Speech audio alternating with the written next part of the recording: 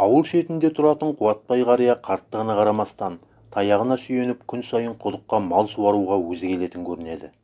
Қария құдықтан суды қауғамен тартып, науаны асықпай толтырып, содан соң барып малын айдап әкелетін көрінеді. Күндердің күнінде Қуатбай қарт айналып келгенше, науадағы су жылан жалағандай боп таусылып қалады екен. Қария тізелері дірілдеп, күшін сарқып, қайтадан қырық рет иіліп бүгіліп су тартып, науаны толтырып қояды екен. Және бұл құбылыс күн сайын айнымай қайталана берсе керек. Бір күні Қуатбай қария, мен әзірлеген суды кім ішіп кетеді өзі деп науаны толтырған күйі орнынан тапжылмастан тосып отырады. Сол мезетте қотанның екінші жағынан қой сиырын айдап Нәзипа шығады.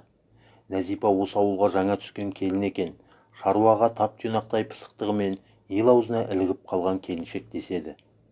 Бірақ мінезінің шайпаулығы да байқалмай қалмаған. Нәзипаның малы келе сала астауға қойып кетеді. Осы сәтте қалтылдаған қария, «Әй қарағым, мен сияқты қартайып тұрған жоқсың. Менің осыншама қиындықпен алған суым мен малыңды суарғаның не? Менің малым ішіп алған соң да келсең болмай ма?» депті. «Әрекет, сақалыңды ұрайын қақпас» депті сонда Нәзипа шімірікпестен. Келіншектің сөз ұқпасын түсінген қария, бұдан бұлай құдық басынан өз малы әбден су ішіп болғанша айналшықтап кетпей, құдықты торауылдаумен болыпты. Бір күні қарияның малы құдықтағы суды ішпей үдіре тұрып қалады. Бұларға не болды екен деп суға үңілсе, судың бетінде қызылды-жасылды май қалқып жүргендей болады. Сөйтсе әлдекім тап-таза құдыққа керосин құйып кетіпті. Кімнен келген озбырлық екені белгілі. «Құдайым-ай, атам қазақ су ішкен құдығыңа түкірме демеп пе еді?» деп қария қатты қамығады. Осылай құдық басынан жылап оралған Қуатбай қария үйге келген соң мүлдем отыра алмайды.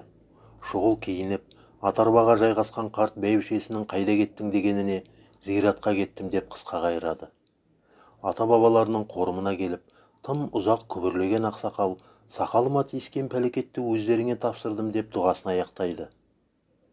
Осыдан кейін көп ұзамай ауыл адамдары Нәзипа сал ауруына шалдығыпты деген хабарды естиді.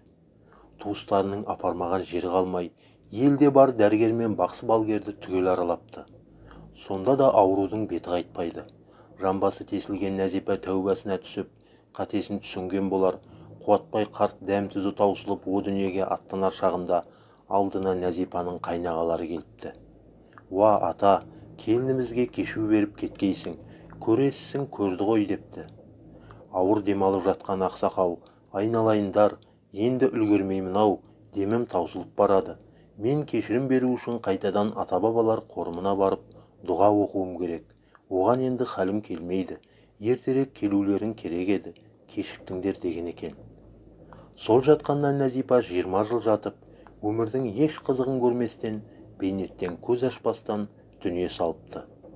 Менің естігенім осы әңгіме еді. Өмірде мұндай жайттардың болатынына, дұғаның күшіне сонда қатты иланғаным бар.